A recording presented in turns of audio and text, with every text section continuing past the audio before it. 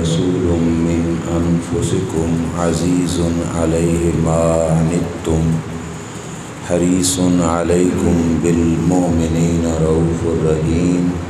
صدق اللہ العظیم۔ پیار اور محبت کے ساتھ درود پاک کا نذرانہ نبی کریم علیہ السلام کی بارگاہ میں پیش کیجیے۔ الصلاۃ والسلام علیک یا سیدی یا رسول اللہ وعلی آلک واصحابک یا سیدی یا حبیب اللہ۔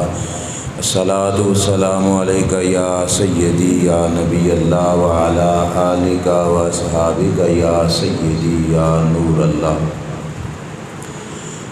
مولاي صل وسلم دائما ابدا على حبيبك خير الخلق كلهم منزه عن شريك في محاسنه فجوهر الحسن فيه غير منقسم يا اكرم الخلق ما لي من الوذ به سواك عند حلول الحادث العمم ولن يديك رسول الله جاءك بي إذا الكريم تجلى باسم منتقم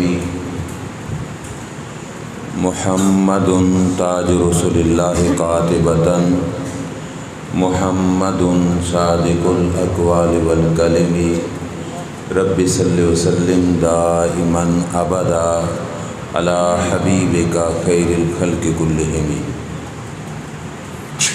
اللہ تبارک و تعالی جل جلالہ کی حمد و ثنا اور اس کے پیارے حبیب سید المرسلین خاتم النبیین امام الانبیاء حضرت محمد مصطفیٰ صلی اللہ تعالی علیہ وآلہ وبارک وسلم کے دربار گوربار میں ہدیہ درود و سلام بصد ادب و احترام عرض کرنے کے بعد معزز محتشم علماء کرام، دیگر حاضرین، معزز سامعین، السلام علیکم ورحمۃ اللہ وبرکاتہ۔ ماہ ربیع الاول شریف میں میلاد مصطفیٰ صلی اللہ تعالیٰ علیہ وآلہ وسلم کے اس پروگرام میں آپ کو مجھے حاضری کی سعادت نصیب ہو رہی ہے۔ دعا کیجیے اللہ تعالیٰ حق سچ بیان کرنے کی، سمجھ کر عمل کرنے کی توفیق عطا فرمائے۔ جس رسول کے اور جس محبوب خدا کے دنیا پہ جلوہ گر ہونے کی خوشی میں ہم لوگ آج کی صبح میں یہاں پہ جمع ہوئے ہیں، آج کی گفتگو میں یہی کچھ آپ کو بتانا ہے کہ اس محبوب کے در اقدس سے ہم کو کتنا ملا اور کیا کیا ملا۔ اگرچہ اس وقت کے اندر بلکہ اپنی پوری زندگی کے اندر اس عنوان کو اگر ہم بیان کرنا چاہیں بیان نہیں ہو سکتا۔ محافل میں ایسے موضوع پر گفتگو کرنے کا مقصد یہ ہوتا ہے کہ ہمارا تعلق رسول خدا صلی اللہ علیہ وسلم سے تو ہے ہی ہے، لیکن ایسی گفتگو سن کر سنا کر ایک دفعہ وہ تعلق دوبارہ تازہ ہو جاتا ہے اور انسان کے دل کے اندر یہ بات واضح ہو جاتی ہے کہ جس رسول خدا صلی اللہ علیہ وسلم کی ہمارے سروں پہ اتنے احسانات ہیں، ان کی دنیا میں جلوہ گری پر اگر ہم رب کا شکر ادا کریں اور جتنا بھی ادا کریں وہ کم ہی کم بنتا ہے۔ عموماً لوگ دلائل کے پیچھے جانے کی کوشش کرتے ہیں، ہمیں بھی اس بات پر مجبور کیا جاتا ہے کہ ثابت کرو کہ اللہ کے رسول صلی اللہ علیہ وسلم کا میلاد منانا کہاں پہ لکھا ہے۔ میں آپ حضرات سے اپنے بساط علم کے مطابق ہلکی سی گفتگو کرنے کی کوشش کروں گا کہ لمبے چوڑے دلائل نہیں، وہ بات جو آپ حضرات کو سمجھ آ جائے آسانی سے، اس کے تحت ذرا اس سے پوچھئے کہ اگر تمہیں در رسول سے کچھ نہیں نہ ملا پھر تو ان کی آمد کی خوشی کرنے کی کوئی ضرورت نہیں، اور اگر سب کچھ ملا ہی در رسول سے ہے تو پھر ہمارا حق بنتا ہے کہ ہماری ہر سانس اللہ کا شکر ادا کرے، کہ ہم اللہ کا شکر ادا کریں کہ اس نے ہمیں اتنا کریم رحیم مہربان نبی عطا فرمایا کہ جس رسول کو بھیج کر اللہ نے شان بھی یہی بیان کی کہ لقد جاءکم رسول من انفسکم عزیز علیہ ما عنتم۔ آیت میں نے پوری پڑھی لیکن یہیں تک رک جائیے کہ رب نے فرمایا تمہاری طرف وہ رسول آئے جو تم ہی میں سے ہیں۔ کون سے رسول؟ جو تم ہی میں سے ہیں، کہ کوئی الگ قوم، الگ قبیلہ، الگ نسل یا الگ جنس کے نہیں بھیجے رسول، وہ تم ہی میں سے ہیں۔ تم بھی انسان ہو، وہ بھی انسان ہیں، تم ہی میں سے ہیں۔ اللہ نے اپنے بندوں کو احساس دلوایا کہ اس رسول کے ساتھ تعلق بنانا، کہ اس رسول کے دل میں تمہارا پیار کتنا ہے۔ فرمایا عزیز علیہ ما عنتم، اس رسول کے دل پر یہ بات گراں گزرتی ہے کہ میرا کوئی امتی مشقت میں پڑ جائے۔ آسان کر کے بتاتا ہوں کہ تمہارا کسی مشکل میں پڑ جانا، کسی اوکھ میں پڑ جانا، یہ میرے نبی کو گوارا نہیں۔ سمجھ آ رہی ہے؟ بولیے، کس رسول کے میلاد میں آ کے بیٹھے ہیں؟ جس رسول کو ہمارا مشکل میں پڑ جانا گوارا، ہمارا تنگی میں پڑ جانا گوارا، ہمارے اوپر کوئی مصیبت آئے یہ ہمارے رسول کو گوارا۔ بھائی محبت کی ڈھیر ساری پہچان ہوتی ہے، کوئی علامت بتاتا ہے، کوئی نشانی بتاتا ہے۔ محبت کی سب سے بڑی نشانی یہی ہوتی ہے کہ یار کے دکھ میں جانے سے دوسرے بندے کو اس دکھ کا احساس ہو، یہ محبت کی سب سے بڑی علامت ہوتی ہے۔ دوستوں کے ساتھ بھی پیار کرتے ہیں، آپس میں ایک دوسرے کے ساتھ بھی محبت کا رشتہ ہوتا ہے، اور ایک محبت وہ بھی ہوتی ہے جو ماں اور بیٹے کے درمیان، باپ اور بیٹے کے درمیان میں ہوتی ہے۔ کسی کا عزیز دوست بیمار ہو جائے خدا نخواستہ، تو اس کے دوست اتنے نہیں تڑپتے جتنے اس کے ماں اور باپ تڑپتے ہیں۔ کبھی سوچا بھلا وجہ کیا ہے؟ وجہ یہ ہے کہ ماں اور باپ کو محبت اس سے سب سے زیادہ ہے۔ اب جب تک ان کا بچہ دکھ میں رہتا ہے ان کو کھانا پینا بھول جاتا ہے، ان کی اپنی زندگی کی خوشیاں ان کو بھول جاتی ہیں جب تک ان کی اولاد صحت مند نہ ہو جائے۔ یہ ہے محبت کی علامت۔ تو دوستو، والدین کی محبت ایک طرف، جو رب کے رسول کی محبت اپنی امت کے ساتھ ہے، اور اس رسول کو بنانے والے خدا نے خود بتایا کہ اس رسول کو میں نے ایسا بنایا ہے کہ ان کا کوئی امتی مشکل میں پڑے تو اس رسول کو گوارا۔ چلو جی، ایک حدیث پہلے نمبر پر سیاستہ کی، رسول خدا صلی اللہ تعالیٰ علیہ وسلم مصلی امامت پہ نماز پڑھا رہے ہیں۔ سرکار کا معمول شریف تھا کہ ویسے ہی نماز مختصر فرماتے، جس وقت جماعت کرا رہے ہوتے تھے، اور جس وقت اپنی پڑھتے تو پھر نماز لمبی سے لمبی پڑھ لیا کرتے تھے۔ امام کو حکم بھی یہ ہے کہ جماعت کے لیے نماز کو کیا کرے؟ مختصر، تاکہ مقتدی مشکل میں نہ پڑے۔ یہ حکم بھلا کس کا ہے؟ بولیے۔ تو ہماری مشقت ان کو گوارا ہے۔ فرمایا بھائی جماعت کراؤ تو نماز کی رکعتیں کیا کرو؟ مختصر، آسان کر کے، تاکہ مقتدی تمہارے مشکل میں۔ بھلا کیا ہمارے اوپر کہ نہیں؟ بول پڑو یار، احسان ہے حضور کا کہ نہیں؟ اگر ہے تو بولو نا، ہے حضور کا احسان ہے کہ نہیں؟ ہے نا، کہ یہ نماز کی رکعت میں بھی زیادہ دیر کھڑا رہنا سرکار کو یہ بھی گوارا۔ اور ایک دن سرکار نے جو عام معمول تھا اس سے بھی جلدی نماز پڑھا دی۔ صحابہ اکرام علیہ رضوان نے جماعت کا سلام پھرا تو حضور کی بارگاہ میں حاضر ہوئے، یا رسول اللہ صلی اللہ علیہ وسلم، آج کی نماز پہلے سے بھی زیادہ مختصر تھی، وجہ کیا ہے؟ تو میرے نبی علیہ الصلوۃ والسلام نے فرمایا سمیعت بکاء الصبی فخشیت ان تفتتن امہ، فرمایا مجھے دوران نماز کسی بچے کے رونے کی آواز آ گئی تو میں نے نماز جلدی پڑھائی کہ یہ نہ ہو کہ مقتدیوں میں اس کی ماں کھڑی ہو اور اس کی ماں کو اپنے بچے کا رونا برداشت نہ ہو اور اس کے دل پہ تنگی آئے۔ فرمایا ماں کے دل کو تنگی سے بچانے کے لیے میں نے رب کی نماز کو مختصر فرما دیا۔ اس کریم محبوب کا تھوڑا احسان ہے بھائی ہم پر، کہ جس نے ہماری خاطر، امتیوں کی خاطر نماز کو کیا کیا؟ مختصر کیا۔ مسواک وضو کے دوران آپ حضرات کرتے ہیں، شاہ صاحب نے آپ کو بتایا ہوگا یہ بات بھی کہ ہر وضو میں کوئی ضروری فرض لازم نہیں کہ مسواک نہیں کیا تو وضو نہیں ہوگا، ایسے ہے کہ نہیں؟ تو ثواب کتنا یہ کر لیا تو ثواب کتنا؟ ثواب اتنا ہے کہ سرکار فرماتے ہیں کہ میرا دل کرتا ہے کہ میں ہر وضو کے لیے مسواک کو فرض قرار دے دوں، ہر وضو میں نماز مسواک کو مطلب لازمی ہو جائے کہ مسواک نہیں ہوا تو وضو بھی۔ لیکن فرمایا مجھے ڈر لگتا ہے کہ اگر مسواک ہر وضو میں فرض ہو جائے گا تو میری امت مشکل میں پڑ جائے گی۔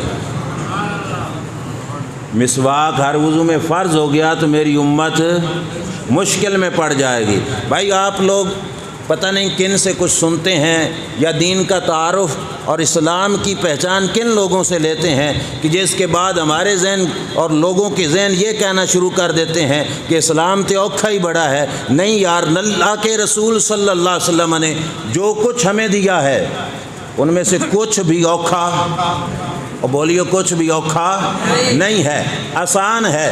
وجہ کیا ہے؟ ہمیں کیوں اوکھا لگتا ہے؟ وجہ یہ ہے، آپ کو پتہ ہے کہ کئی دفعہ ایسا ہوتا ہے کہ سالن ایک بندے کے سامنے پڑا ہے، وہ روٹی کھانے لگا تو اس نے گھر والوں سے کہا بھائی نمک کوئی نہیں، توجہ ہے بات بھائی غور سے سننا، نمک نہیں ہے، گھر والوں نے اسے نمک دیا، اس نے اور ڈالا، پھر نوالا لگایا تو اس نے کہا نمک نہیں ہے، پھر اس نے اور لگایا نمک ڈالا، پھر نوالا لگایا تو کہا نمک نہیں ہے، پھر اس نے اور نمک ڈال دیا۔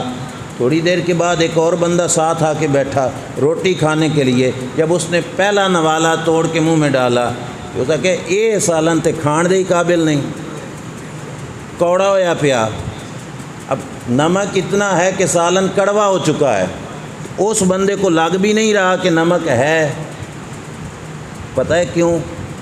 کہ وہ بندہ بیمار ہے، پہلے والا بندہ اسے پتہ ہی نہیں کہ سالن میں نمک پورا ہو چکا ہے، وہ تو زیادہ کر کے بھی بیٹھا ہے، سالن میں نمک اتنا ہے کہ کڑوا ہو چکا ہے، لیکن اسے پتہ کیوں؟ کیونکہ وہ کیا ہے؟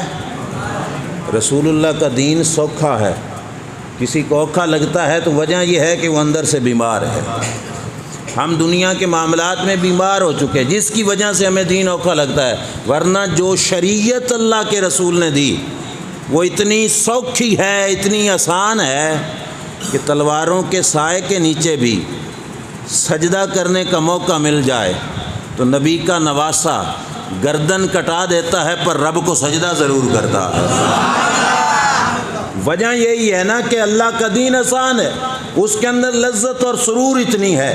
جس موضوع کی طرف میں آنا چاہتا ہوں وہ یہی ہے کہ جس محبوب کے میلاد میں آ کے بیٹھے ہو، تمہارا مشقت میں پڑ جانا، مشکل میں پڑ جانا اس رسول کو گوارا، اس محبوب کو گوارا، یہ محبت کی علامت ہے۔ اگر وہ ہم سے اتنی محبت کرتے ہیں تو ہمیں تو بھی محبت کا بدلہ دینا چاہیے کہ اس پیار کے بدلے میں ان سے پیار کیجئے کہ اس محبوب نے ہمارا کتنا دھیان رکھا۔ دیکھو جب ہم پیدا نہیں بھی ہوئے تھے، اللہ کے رسول نے وہ شریعت ہمیں دی کہ پیدا ہونے سے پہلے بھی رب کے رسول نے ہمارا دھیان رکھا۔ سنیے جی، حدیث پاک فتاوی رضویہ شریف میں اعلیٰ حضرت فاضل بریلوی رحمۃ اللہ علیہ نے نقل کی، فرمایا سرکار دو عالم صلی اللہ علیہ وسلم کا حکم شریف ہے، مفہوم ہے حدیث پاک کا کہ جب بھی کوئی بندہ اپنا رشتہ کرنا چاہے، توجہ سے، کوئی بندہ اپنا رشتہ کرنا چاہے تو سرکار نے فرمایا وہ کسی اچھے خاندان میں سے اپنے لیے رشتہ لے۔ سمجھ آئی؟ احسان دیکھو ہمارے سر پر کیا ہے، توجہ سے سمجھنا والا۔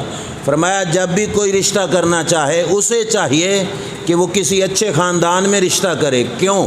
تمہارے گھر میں آنے والی خاتون تمہارے آنے والے بچوں کی ماں ہے، اگر اس ماں کا کردار ہوا کمزور، نیچ کردار ہوا، خراب کردار ہوا، کل آنے والی نسل جو اس کا بچہ ہے اس کو سر اٹھا کے چلنا، کا موقع نہیں ملے گا، اسے شرمندگی سے سر جھکا کے چلنا پڑے گا۔ ہمیں پیدا ہونے سے پہلے، ہم تو دنیا میں ابھی آئے بھی نہیں تھے، سرکار نے ہماری عزت کا خیال رکھا اور ہمارے والدین کو حکم دیا کہ رشتہ اس خاندان میں کرو کہ تمہاری آنے والی اولاد کی جو ماں بنے وہ عزتوں والی ہو، تاکہ ساری زندگی تمہارے بچے عزتوں کے ساتھ سر اٹھا کے چلتے رہے۔ اگر عزتوں سے ہمارے سر بلند ہیں تو یہ صدقہ ہے مدینے کے تاجدار کا صلی اللہ علیہ وسلم۔ بھائی پیدائش سے پہلے یہ احسان، اب بچہ پیدا ہو گیا ماں باپ کے گھر میں، دو حدیثیں اور بڑی توجہ سے سننا۔ پہلی حدیث، سرکار دو عالم صلی اللہ علیہ وسلم نے فرمایا، میرے جس امتی کے گھر میں بیٹا پیدا ہو، جن کی اولاد نہیں اللہ ان کو اولاد عطا فرمائے۔ توجہ سے حدیث کی طرف بھی غور کرو، جن کی اولادیں ہیں وہ ذرا اس حدیث کو ذہن میں رکھ کے اس دن کو سامنے لائیں کہ جس دن کے بارے میں سرکار نے یہ فرمایا میرے جس امتی کے گھر میں جس وقت بیٹے کی پیدائش ہوتی ہے، اللہ آسمانوں سے ایک فرشتہ اس بندے کے گھر میں بھیج دیتا ہے۔ لو جی بچہ تمہارا پیدا ہوا تو فرشتہ پہلے آ گیا، کس کی خاطر؟ سرکار فرماتے ہیں رب بھیجتا ہے، جا بھائی میرے بندے کو مبارک دے کے آ کہ رب نے اسے بیٹا عطا فرمایا ہے۔ ابھی مامے چاچے اپنے گھر میں بیٹھے ہیں، فرشتہ پہلے آ چکا ہے، یہ صدقہ کس کا ہے؟ بولو بولو بولو، کس کا ہے؟ کس کا صدقہ ہے؟ سرکار کا بیٹا آپ کا مبارک نوری فرشتہ دے رہا ہے، اور صدقہ کس کا ہے؟ ابھی بھی پوچھتے ہو میلاد منانا ہے کہ نہیں منانا؟ کہ ہماری ولادت کے وقت ہماری ابھی آنکھیں کھل رہی تھیں اور رب فرشتے بھیج کے مبارکیں دے رہا تھا، اور صدقہ کس کا مل رہا تھا؟ مدینے کے تاجدار صلی اللہ علیہ وسلم کا۔ اور صرف اتنا نہیں بھائیو، فرشتہ مبارک دیتا ہے، سرکار کے لفظ ہیں فَقَبَّلَ بَيْنَ عَيْنَيْهِ، اللہ فرشتے کی ڈیوٹی لگاتا ہے، بھائی جا آج تیری نیکی یہی ہے کہ میرے اس بندے کے بچے کے ماتھے کو بوسہ دے۔ ابھی ماں بے ہوش پڑی ہے، اس نے تو اٹھ کے بچے کو گود میں بھی نہیں لیا، تے باپ ابھی تک باہر ہے کہیں پہ، تے ماتھا فرشتہ سب سے پہلے تیرے میرے بچے کا چوم رہا ہے۔ صدقہ کس کا ہے؟ کس کا ہے جی؟ ہمارے بچے کی پیشانی کو ہمارے سے پہلے اللہ کے بھیجے ہوئے فرشتے نے چوما، کس کا صدقہ ہے جی؟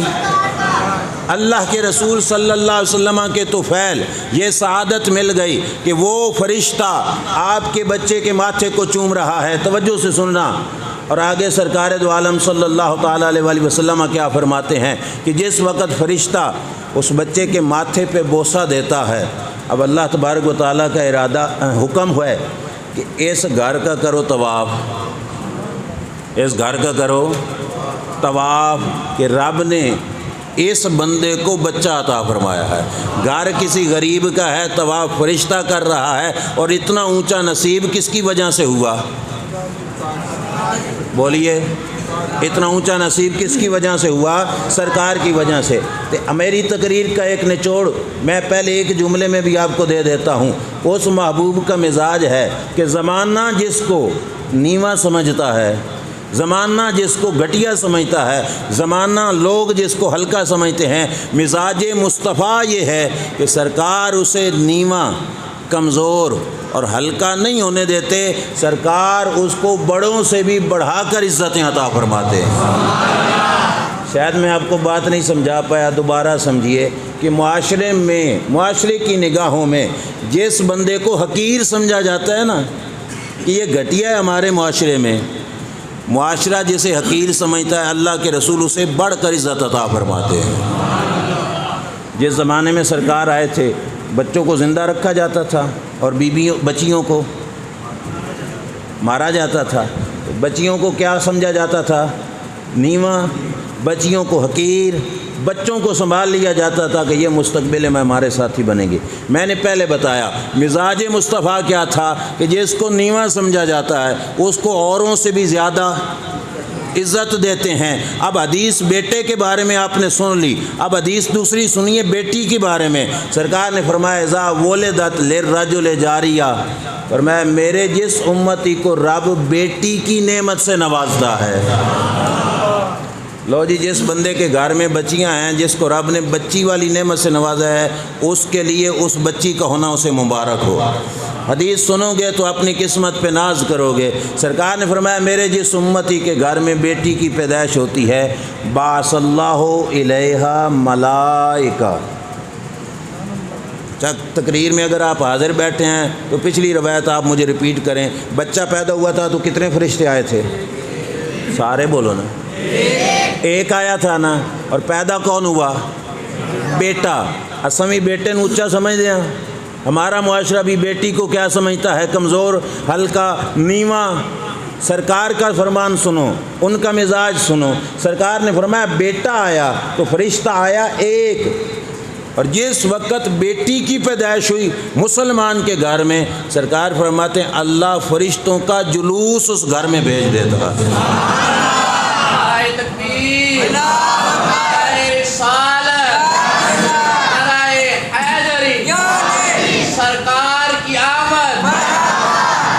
سنیے جی، بیٹی کے بارے میں کتنے فرشتے آ گئے؟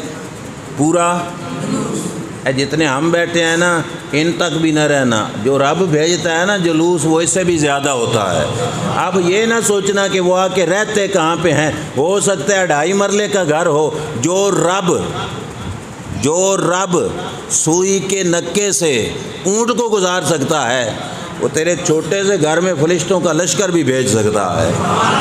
اب بیٹی کے بارے میں کیا ہوا؟ پورا فرشتوں کا جلوس آیا۔ رب نے فرمایا اے فرشتوں جاؤ اس بچی کے گھر میں یہ اعلان کرو، ضعیفۃ خرجت ضعیفۃ القیم علیہا معان یوم القیامہ، کہ یہ کمزور جان ہے، کمزور جان نے اس کو جنم دیا ہے۔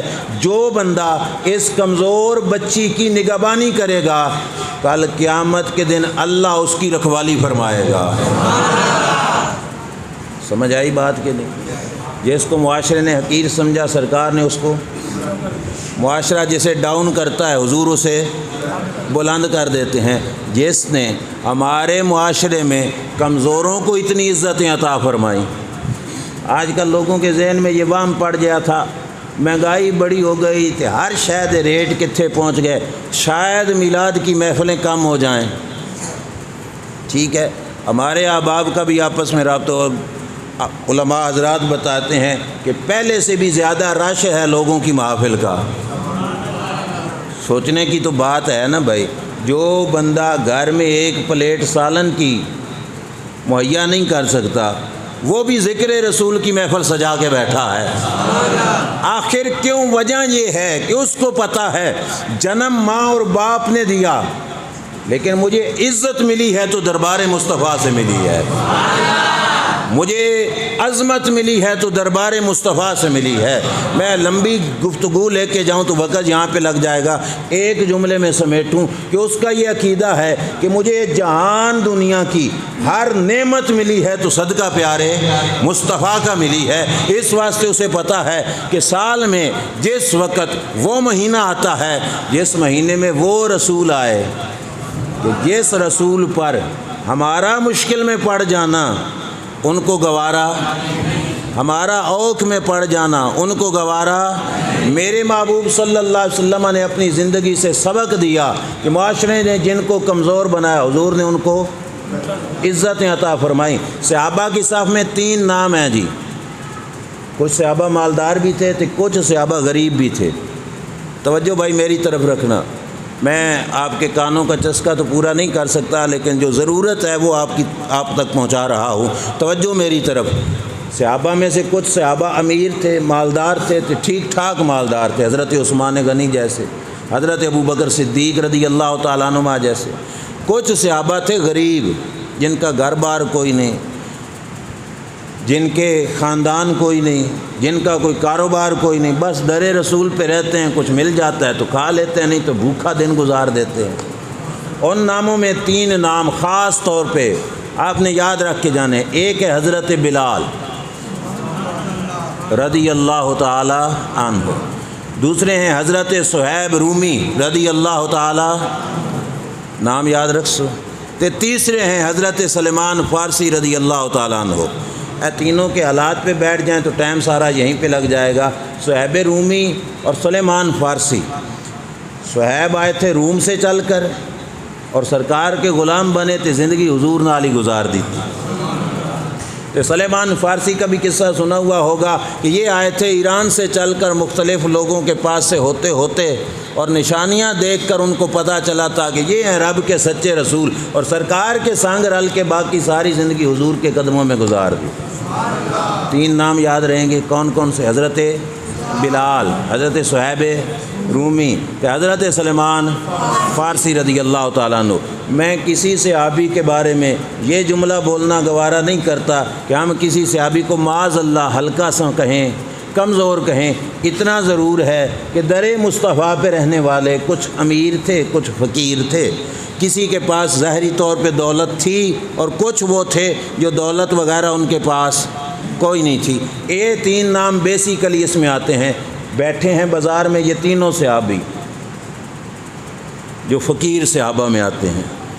ابو سفیان پاس سے گزرا، مکہ کا سردار، تو یہ تینوں کمزور جو فقیر صحابی ہیں آپس میں ایک دوسرے سے کہنے لگے، اور اللہ کی تلواروں میں سے کوئی تلوار تجھے نہیں آ کے پڑی کہ تجھے قتل کر دیتی؟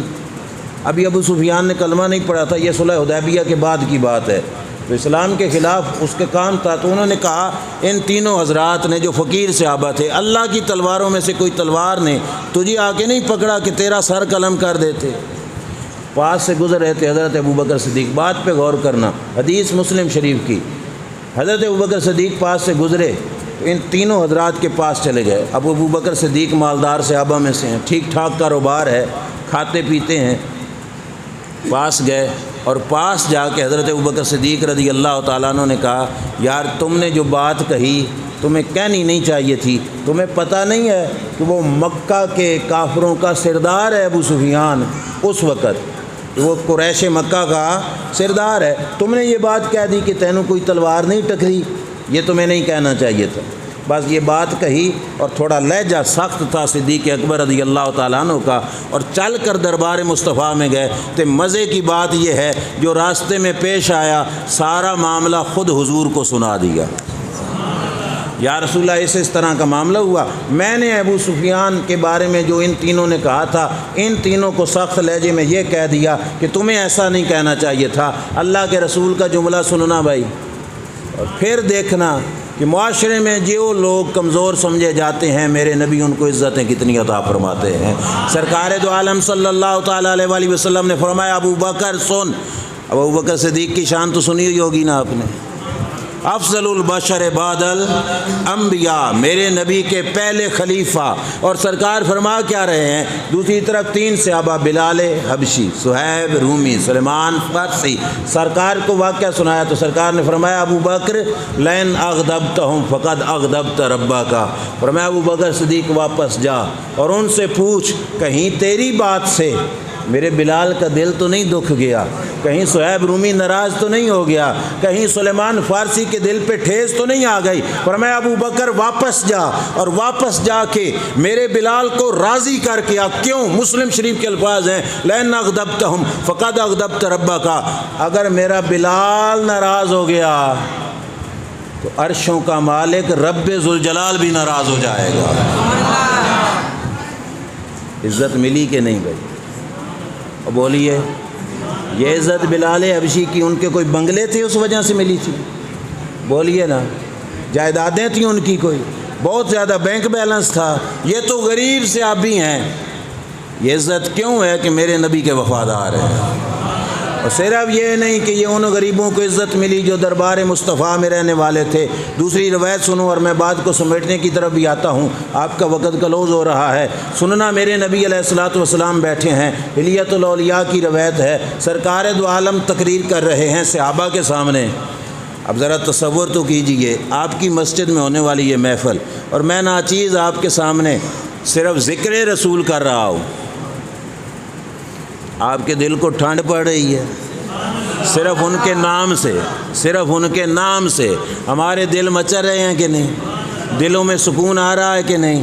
ان کے ذکر سے ہمارے دل ٹھنڈے ہو رہے ہیں۔ ذرا تصور تو کیجیے اس محفل کا، جس محفل میں خود وہ مدینے کے تاجدار بیٹھ کے تقریر سنا رہے ہوں گے اور صحابہ مجمع میں بیٹھ کر تقریر سن رہے ہوں گے۔ صحابہ نے اس تقریر کی ایک روایت یاد کر کے ہمیں سنائی بھائی، الیۃ الاولیاء شریف کی روایت بڑی توجہ سے سننا، اور کمال کی بات ہے، میرے نبی علیہ الصلوۃ والسلام نے فرمایا، اے میرے صحابہ، کیا تم جانتے ہو کہ اللہ کی جنت میں بروز قیامت سب سے پہلے کون جائے گا؟ اب ایڈا بڑا مجمع، اتنی بڑی ہستی خطاب کر رہی ہے اور سوال سامنے بیٹھنے والوں سے کر دیا۔ سرکار نے فرمایا، جانتے ہو رب کی جنت میں بروز قیامت سب سے پہلے کون جائے گا؟ صحابہ بڑے باادب تھے، ہاتھ باندھ کے سب نے کہا، یا رسول اللہ، یا رب جاندا یا رب کا رسول جانتا ہے، آپ ہی دسو نا کہ کون سے لوگ ہوں گے جو سب سے پہلے جنت میں جائیں گے؟ میرے نبی علیہ الصلوۃ والسلام نے فرمایا، میری امت کے فقیر اور غریب لوگ سب سے پہلے جنت میں جائیں گے۔ لو جی، جس کو یہ نعمت بھی کہ غربت کی زندگی گزار رہا ہے، مہنگائی کے آج کے دور میں اگر پریشان ہے تو اسے اپنی غربت کا شکوہ نہیں کرنا چاہیے۔ دیکھے کہ اللہ کے رسول نے ہمیں دیا کیا کچھ ہے۔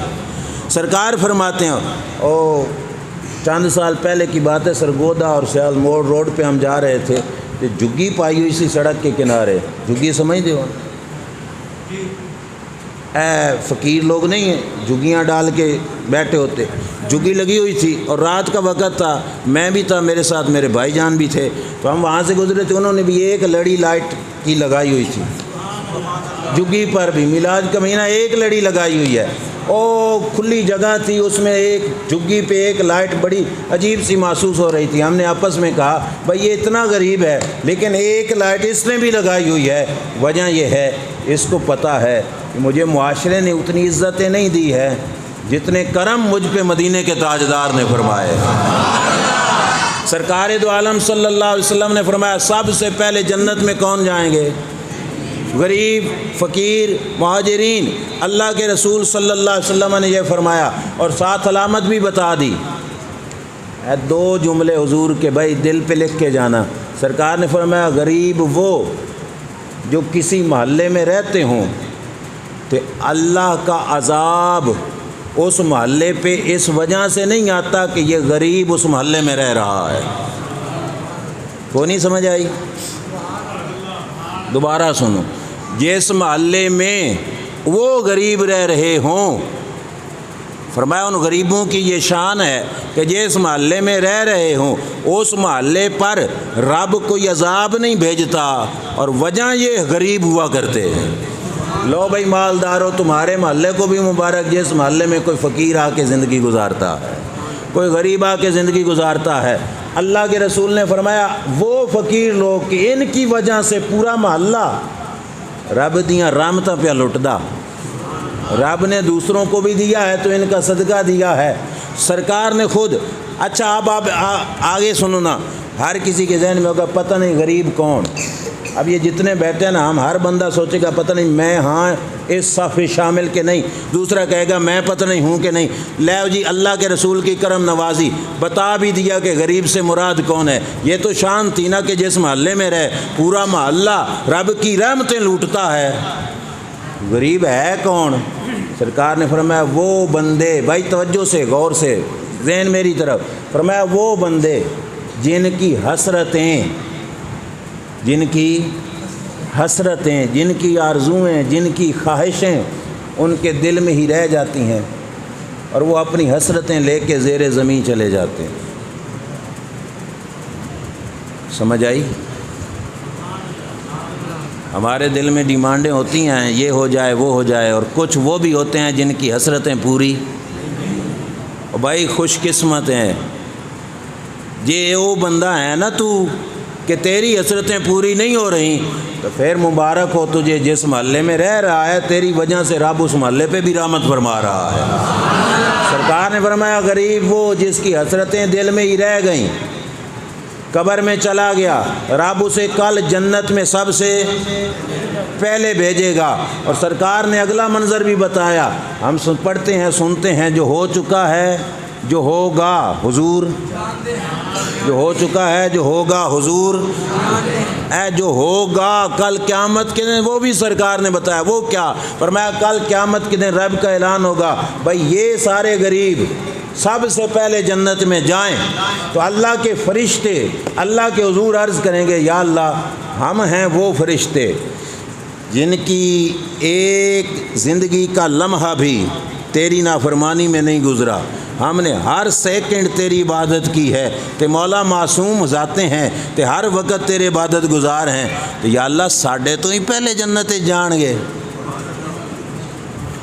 فرشتوں نے پھر سوال کر دیا، ایک سوال پہلے دیہڑے بھی کیتا سی نا آدم علیہ السلام کے بنانے پر، تے آج پھر کر دیا کہ یا اللہ سارے نال ود کے باتاں اساں کیتیاں، تو یہ لوگ ہمارے سے بھی پہلے جنت میں جائیں گے۔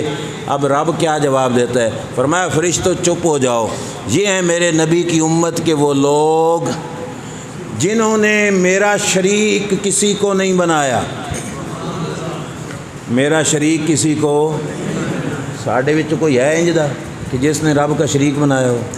الحمدللہ ہم مشرک، بول پڑھو نا یار، ہم مشرک ہم اللہ کی توحید پر ایمان رکھنے والے ہیں، الحمدللہ ہم نے اللہ کا شریک کسی کو بنایا نہیں۔ فرشتوں نے سوال کیا، اعتراض کیا، تو رب نے فرمایا یہ ہیں وہ بندے کہ جنہوں نے میرا شریک کسی کو نہیں بنایا۔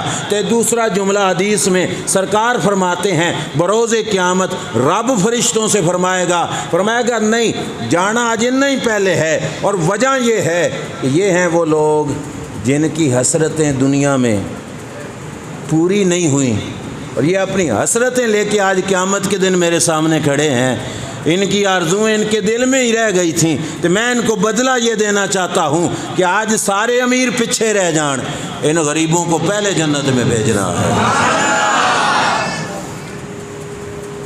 یہ غریبوں کا فرسٹ نمبر جنت میں جانے کا کس کی وجہ سے؟ بولیے کس کی وجہ سے؟ سرکار کی وجہ سے۔ کس کی وجہ سے؟ سرکار کی وجہ سے۔ اب فرشتوں نے پھر سوال کیا تھا، تو رب نے کہا کہ بہتا تمہارا دل کرتا ہے نا پہلے جانے کا، تو اللہ تعالیٰ نے ارشاد فرمایا فرشتوں جب جنت میں یہ میرے بندے انٹر ہو جائیں نا، جنت میں چلے جائیں، تو اس کے بعد میں تمہیں یہ آفر دے رہا ہوں کہ تم سارے فرشتے باری باری ہر بندے کے محل میں جانا اور دروازہ کھول کے میرے اس غریب بندے کو سلام ادا کرنا۔ فرشتوں کے سلام مل رہے ہیں بھائی ان کو۔ میری تقریر ختم، اب دو جملے میرے آپ کے ساتھ، یہ بتاؤ یہ ساری عزتیں کس کا صدقہ؟ اب بولیے کس کا صدقہ؟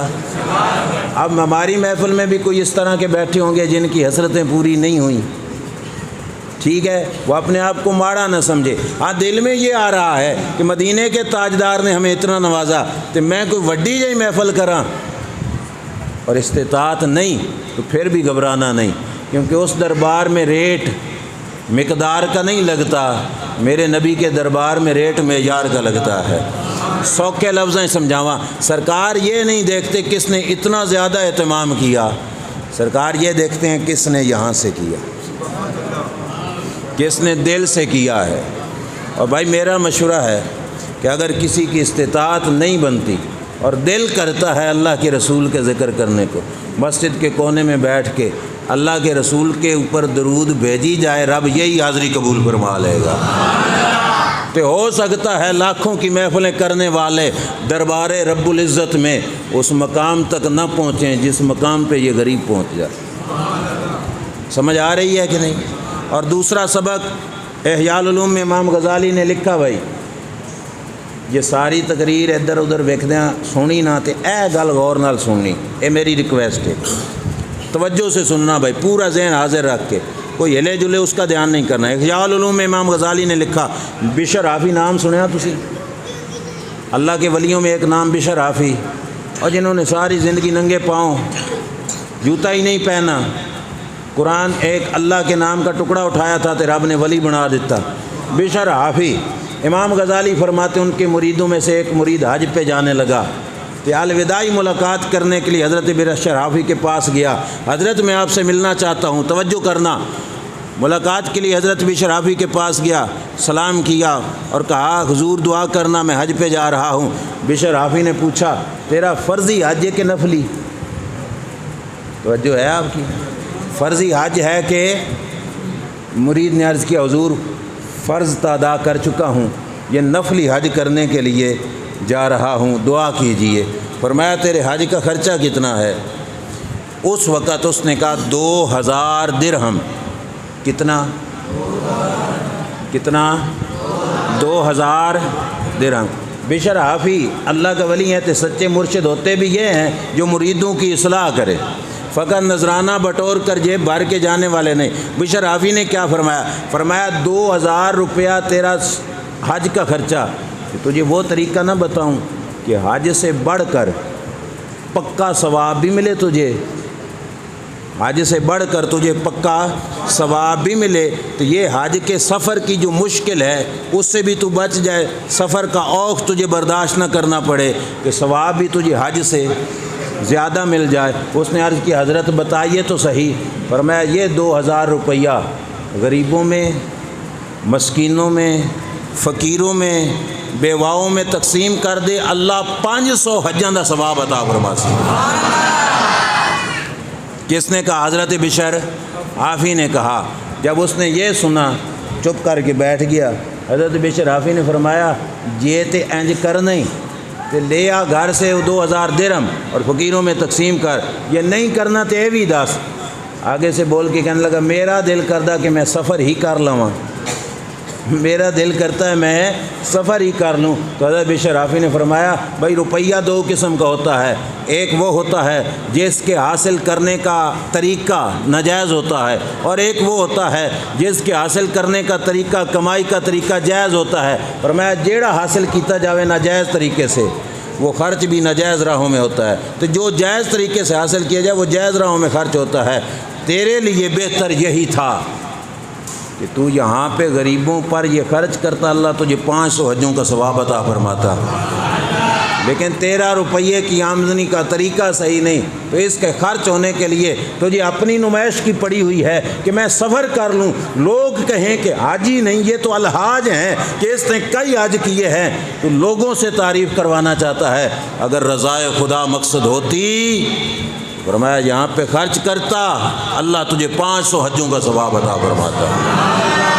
بھائی بہتر ہے جس کے پاس زیادہ گنجائش نہ ہو اپنے محلے کے کسی غریب کی مدد کر دے، کہ ذہن میں خیال رکھ کے میلاد والے کے میلاد کا صدقہ کر رہا ہو، یہ رب بہت ثواب عطا فرمائے گا۔